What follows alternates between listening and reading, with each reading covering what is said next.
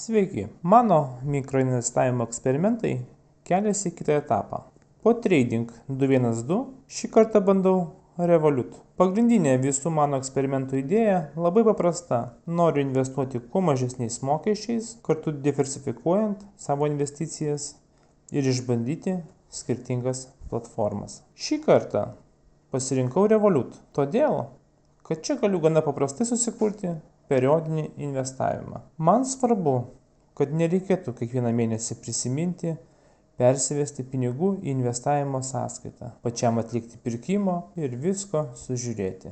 Noriu nustatyti vieną kartą ir toliau tiesiog stebėti, kaip sekasi. Kadangi mano tikslas yra investuoti kuo mažesniais mokesčiais, pirmiausia pasižiūrėjau į planus. Planai yra 4. Pagal mano naudojamą planą Standard turiu vieną nemokamą operaciją. Pagal Plus planą yra 3, Premium 5, o Metal 10 operacijų. O už operacijas viršio kiekio taikomas 0,25% mokestis, bet ne mažiau kaip 1 euras. Kadangi mano investuojamos sumos bus nedidelis, man tas minimalus 1 euro mokestis yra gana svarbus dalykas. Revolut dar turi ir Robo-Advisor variantą. Iš pirmo žvilgsnio jis gana patrauklus, nes už mane būtų valdoma investavimo strategija. Bet šiame eksperimente jo atsisakiau.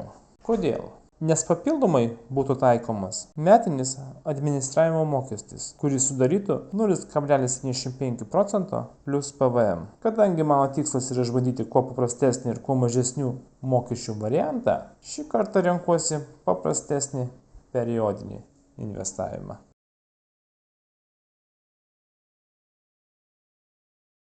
Prieš nustatant periodinį investavimą, pirmiausia, reikia nuspręsti, kur investuosiu. Todėl palyginau 2 ETF fondus.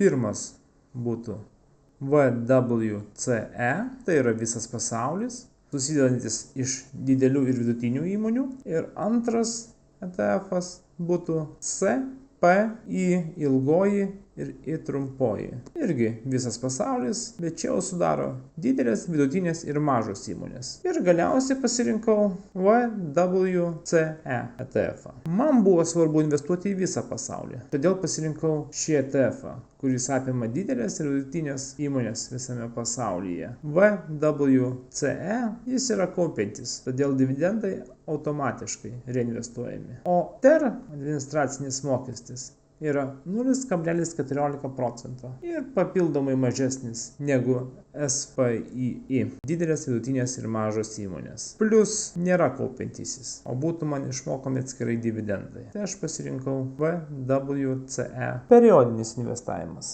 Dabar gal iš karto ir susikursiu tą periodinį investavimą.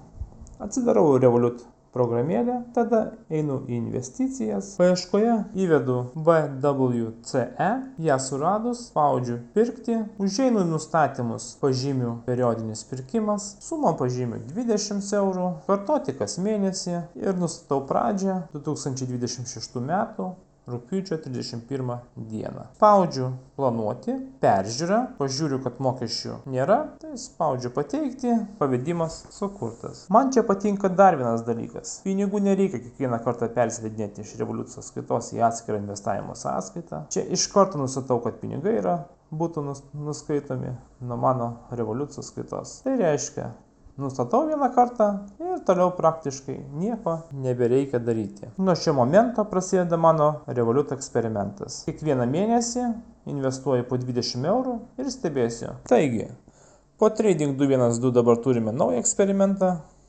Revolut eksperimentas. Toliau galėsiu palyginti ne tik skirtingas investicijas, bet ir pačias platformas, jų mokesčius, bei tai, kaip patogu investuoti nedidelėmis sumomis. O jeigu turite kitų platformų ar investavimo variantų, kuriuos būtų įdomu išbandyti, parašykite komentaruose.